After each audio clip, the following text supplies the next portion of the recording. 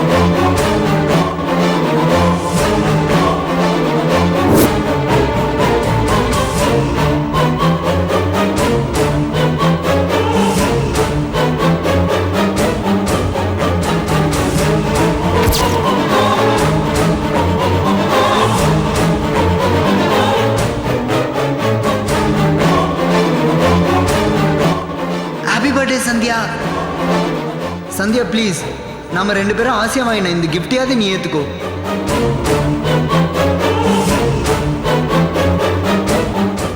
It is a symbol of my love. வாழ்க்கை முழுக்க இந்த மோதிரம் என் காதலும் உன் கூடவே இருக்கணும்.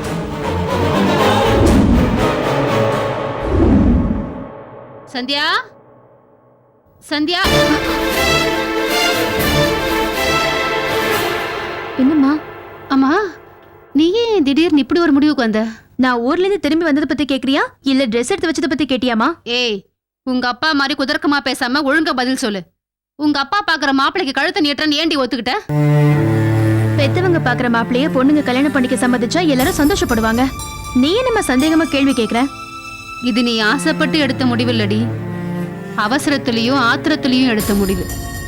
ஏதோ ஒரு ஆவேசத்துல தீர்மானிக்கிற வாழ்க்கை உனக்கு ஆயுள் தண்டனையா மாறிடக்கூடாது.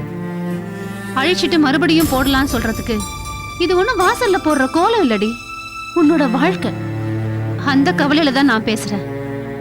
உனக்கு அந்த கவலையே வேண்டாமா? நான் அவசரமா சம்மதம் சொன்னாலும் அப்பா நிதானமா யோசிச்சுதான் அந்த மாப்பிளைய செலக்ட் பண்ணிருப்பாரு. அவர் எனக்கு நல்லது செய்வாருங்கிற நம்பிக்கை எனக்கு இருக்குமா?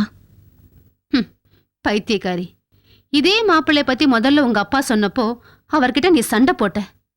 நீயும் அவரை பத்தி புரிஞ்சுக்கிட்டேன்னு நான் சந்தோஷப்பட்டேன். ஆனா அதெல்லாம் தப்புன்னு இப்பதாண்டி எனக்கு புரியுது. இங்க பாரு, பொண்ணா அவரை பத்தி நீ புரிஞ்சுக்கிட்டதை விட பொண்டாட்டி அவரை பத்தி நான் தாண்டி நல்லா புரிஞ்சுட்டு இருக்கேன். அவருக்கு மத்தவங்களை சந்தோஷப்படுத்தி பாக்குற மனசெல்லாம் கிடையாது. தன்னோட சுயநலம் தான் அவருக்கு முக்கியம். அதுக்காக அவர் என்ன வேணாலும் செய்வாரு. எனக்கு அப்படி தோணலம்மா. அப்பா உன்னையும் என்னையும் நல்லதான் பாத்துக்கிறாரு. நான் தான் ஆரம்பத்துல அதை புரிஞ்சுக்கல. நீ அவரை பத்தி எடுத்து சொல்லி என்ன திருத்தி இருக்கணும். அதை விட்டுட்டு நீயே இப்படி தப்பு தப்பா பேசுறியம்மா? தப்பா பேசலடி, இத்தனை வருஷமா அவர் கூட பொண்டாட்டியா வாழ்ந்த அனுபவத்துலதான் பேசிட்டு இருக்கேன். உன் கல்யாண விஷயத்துல அவருடைய பொண்டாட்டிங்கிற ஸ்தானத்தை விட உன் அம்மாவா நான் என் கடமையை செய்யணும் தாண்டி நினைக்கிறேன். நமக்கு அவர் அக்கறையா எது செஞ்சாலும் அதுக்கு பின்னால் அவருக்கு ஆதாயம் இல்லாம இருக்காது. இப்ப கூட உன் வாழ்க்கைக்கு அவர் துணையை தேடல, அவரோட பண தேவைக்காகத்தான் ஒரு பார்ட்னரை தேடி பிடிச்சிருக்காரு. அவருடைய பணத்தாசைக்கு நீ பலியாடக்கூடாதுன்னு தான் நான் பயப்படுறேன். இத பாருமா, நிச்சயதார்த்தம் வரைக்கும் போறதுக்குள்ள நல்லா யோசனை பண்ணி ஒரு முடிவெடு. எல்லாம் முடிஞ்சதுக்கு அப்புறமா வருத்தப்பட்டு எந்த பிரயோஜனமும் இல்லை. நான் சொல்றத சொல்லிட்டேன், அதுக்கப்புறம் உன் இஷ்டம்.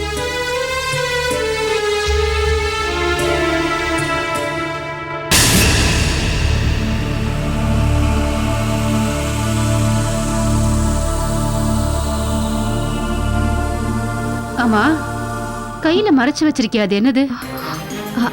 அம்மா, இது ஜுவல் பாக்ஸ்மா. இது அந்த பையன் உனக்கு கிஃப்டா கொடுத்தது தானே? அவனையே தூக்கி எறிஞ்சிட்டேன்னு சொன்ன, அவன் கொடுத்த கிஃப்ட மட்டும் வச்சிருக்க, தூக்கி எறிய முடியலையோ? அப்படியெல்லாம் இல்லம்மா, இப்பதான் பீரோல பார்த்தேன், அதான் கையில எடுத்து வச்சிருக்கேன். பார்த்ததும் குப்பையில தூக்கி போடாம பத்திரமா வச்சிருக்கேன்னா என்னடி அர்த்தம்? அவனை இன்னும் நீ மறக்கலன்னு தானே அர்த்தம்? அப்படியெல்லாம் இல்லம்மா. என்ன பார்த்து சொல்லு. நானே இப்பதாம்மா தெளிவா இருக்கேன், நீயே என்ன குழப்புற. ஏரி தண்ணிய மேலோட்டமா பார்த்தா தெளிவாதான் தெரியும், ஆனா ஆழமா போக போகத்தான் சேரும் சகதியும் தெரியும். இப்ப நீயும் அப்படித்தாண்டி இருக்க. உன் அடி மனசுல இன்னும் குழப்பம்தான் இருக்கே தவிர உனக்கு இன்னும் தெளிவு வரல. ஐயோ, நீ இப்படி பேச பேச எனக்கு பைத்தியமே பிடிச்சிட்டு போல இருக்கு. இப்ப என்ன என்னதான் பண்ண சொல்ற? அப்பா பார்த்த மாப்பிளைய வேண்டாம்னு சொல்லிட்டு திரும்ப அந்த சுப்பிரமணி பின்னாலே ஓட சொல்றியா? என்னால முடியாதுமா. அப்படின்னா அவன மனசுல வச்சுக்கிட்டு வேற ஒருத்தனுக்கு கழுத்து நிட்ட போறியா? எனக்கு ஒரே குழப்பமா இருக்குமா. ஐயோ, இவ்ளோ நேரமா நானும் அதையே தாண்டி சொல்லிட்டு இருக்கேன். உன் பிரச்சனையே இதுதான். அந்தந்த நிமிஷத்துக்கு ஏத்த மாதிரி உன் மனசு மாறிக்கிட்டே இருக்கு. இத பாருடி, இந்த மாதிரி எந்த ஒரு விஷயத்தையும் தீர்மானிக்க முடியாம தெளிவில்லாம இருந்தேனா உன் வாழ்க்கையில நிரந்தரமா குழப்பம் மட்டும் தான் மிஞ்சும். நீ இவனைத்தான் கட்டிக்கணும் அவனைத்தான் கட்டிக்கணும் நான் யாரையும் கை காட்டல. நீ காதலிச்ச பையன் நல்லவனா கெட்டவனாங்கிறது எனக்கு தெரியாது. ஆனா உங்க அப்பா பார்த்த மாப்பிள்ள மட்டும் கண்டிப்பா அயோக்கியனா தான் இருப்பான்னு என்னால அடிச்சு சொல்ல முடியும். அவனை கல்யாணம் பண்ணிக்கிட்டு உன் வாழ்க்கைக்கு நீயே கொள்ளி வச்சுக்காத. நான் சொல்ல வேண்டியதை சொல்லிட்டேன்.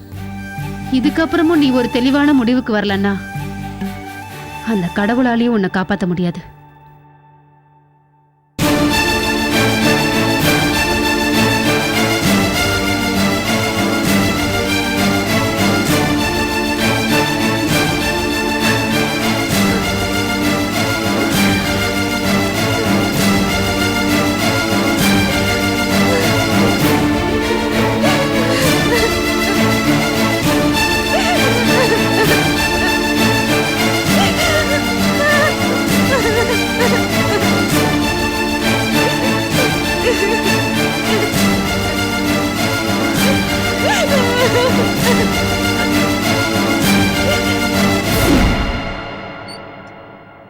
ஏய் நில்லு, மணி என்னாச்சு? ஏன் உனக்கு டைம் பார்க்க தெரியாதா? கேட்டதுக்கு மட்டும் பதில் சொல்லு.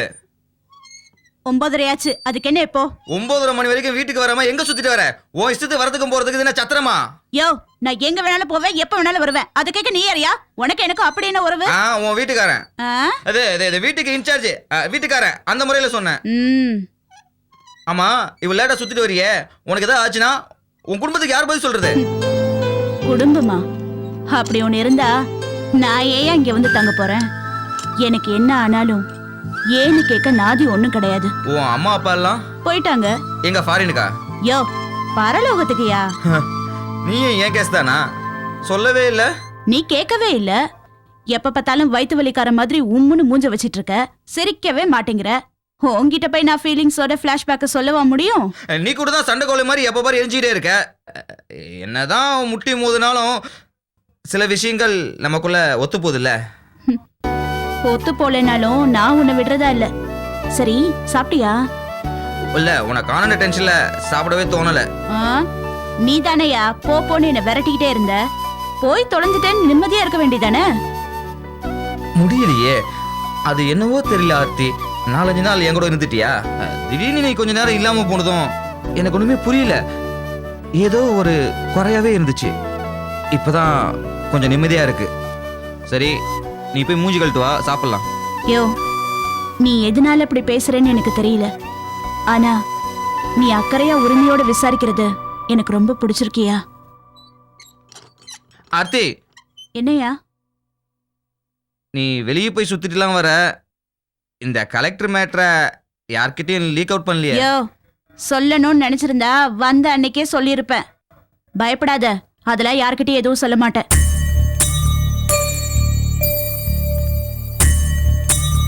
யோ, சாப்பாடு எடுத்து வை. ஃபீல் பண்ணதெல்லாம் போதும்.